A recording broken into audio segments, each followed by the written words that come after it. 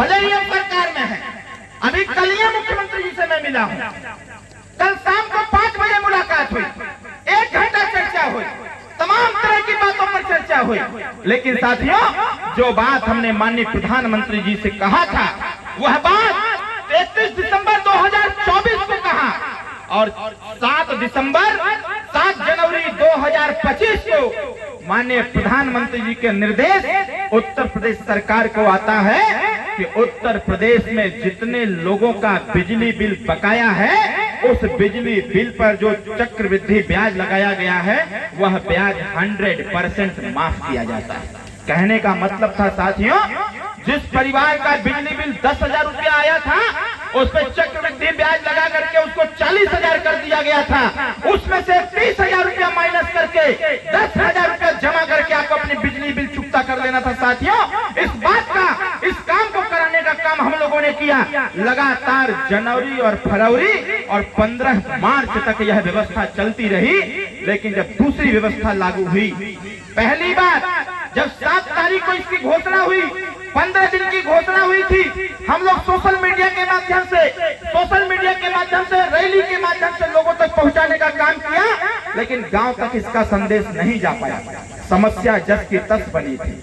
हम लोगों ने कहा, दोबारा मुख्यमंत्री जी से मुलाकात हुआ, हम लोगों ने कहा कि जब नोटबंदी हुआ था, रात्रि के नोटबंदी हुआ, सुबह तक हर गरीब के घर का बक्से का ताला खुल गया कि पुरनका नोट बैंक में जमा करे के हाँ नया नोट लेवे के हो।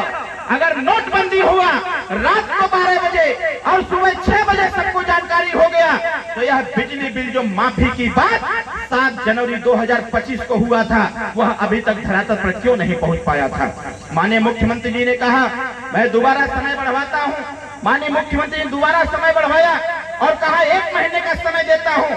आपके इसी ब्लॉक पर यहाँ के कर्मचारी अधिकारियों को कहा गया था कि गांव-गांव में जाकर के इसका चौपाल लगा करके लोगों को बताइए। लेकिन साथियों, लोगों ने ऐसा करने का काम नहीं किया।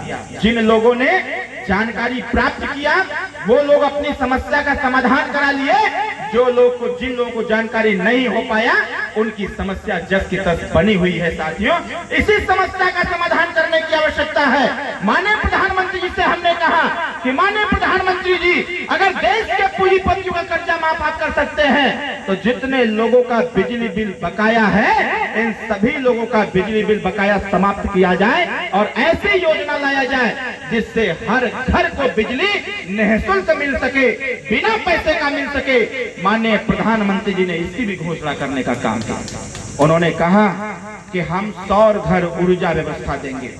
हर घर के छत पर जिनके पास सरकारी आवास या कोई भी आवास है, हर घर के छत पर हम सोलर पैनल लगाएंगे और सूर्य के प्रकाश से बिजली पैदा होगा। जितना खर्चा करना होगा गरीब खर्चा करेगा, जो बिजली बच जाएगा उस बिजली को खरीदने का काम उत्तर प्रदेश की सरकार करेगी। साथियों, इस प्रकार की योजना देश और प्रदेश की सरकार ने देने का काम किया। आप देखेंगे जहां आपका बिजली उपकेंद्र है, आप देखेंगे कि उसके बगल में सोलर पैनल लगाए जा रहे हैं। सोलर पैनल का पूरा व्यवस्था बैठाया जा रहा है। आपके घर के छत पर अगर सोलर पैनल लग जाएगा तो सोलर पैनल के माध्यम से जितना आपको बिजली मिलेगा, जितना खर्च करना होगा करिए, जो बच जाएगा उस बिजली को सरकार खरीदने का काम करेगी। अब बिजली का बिल आपको नहीं देना है, बल्कि सरकार आपको देने का काम करेगी। बिजली के बिल का पैसा आपको देने का काम करेगी। इस प्रकार की योजना माननीय ओम प्रकाश राजभर ने लाने का काम किया। दूसरी बात, यहाँ इतने लोग हैं, ये बताइए आयुष्मान कार्ड जानते हैं आप लोग? आयुष्मान कार्ड के बारे में बनत ना न हो बतावा। आज तक कोई बोलत बैठ पे कोई ना बोलत था। केहू खड़ा होता तो कोई जाति के बात कर देता, कोई खड़ा होता तो कोई केहू के डीएनए चेक करे लगा था, केहू खड़ा होत बा तो कोई पाकिस्तान के बोल देते। लेकिन सुहेल देव भारतीय समाज पार्टी का कार्यकर्ता और नेता जब भी बोलता है तो गरीबों के पक्ष में बोलता है। आप बताइए, माननीय प्रधानमंत्री जी का निर्देश हुआ कि उत्तर प्रदेश और देश के सभी गरीबों को निःशुल्क इलाज दिया जाएगा, आयुष्मान कार्ड दिया जाएगा। जब आयुष्मान कार्ड देने की बारी आई तो सरकार के अधिकारियों ने तय कर दिया कि आयुष्मान कार्ड उस परिवार को मिलेगा जिस परिवार में 6 सदस्य होंगे, उन्हीं को आयुष्मान कार्ड मिलेगा। बताइए सही कह रहा हूं कि गलत कह रहा हूं? कितने लोगों को लग रहा है कि मैं सही बोल रहा हूं? जरा हाथ उठाइए। सही बोल रहा हूं ना? अब आप बताइए, जब मैं प्रधानमंत्री जी से मैंने बात किया 31 तारीख को, हमने कहा कि सर ये बड़ी जटिल समस्या है, गरीब दवाई के अभाव में दम तोड़ दे रहा है, इसके लिए कुछ करना चाहिए। माननीय प्रधानमंत्री जी ने कहा कि ऐसा व्यवस्था हमने नहीं बनाया था कि 6 परिवार जिसके पास रहेगा उसी को आयुष्मान कार्ड मिलेगा। हमने कहा यह सत्य है, आप पता कर सकते हैं नीचे। माननीय प्रधानमंत्री जी ने कहा अगर ऐसी बात है तो इसका समाधान होगा।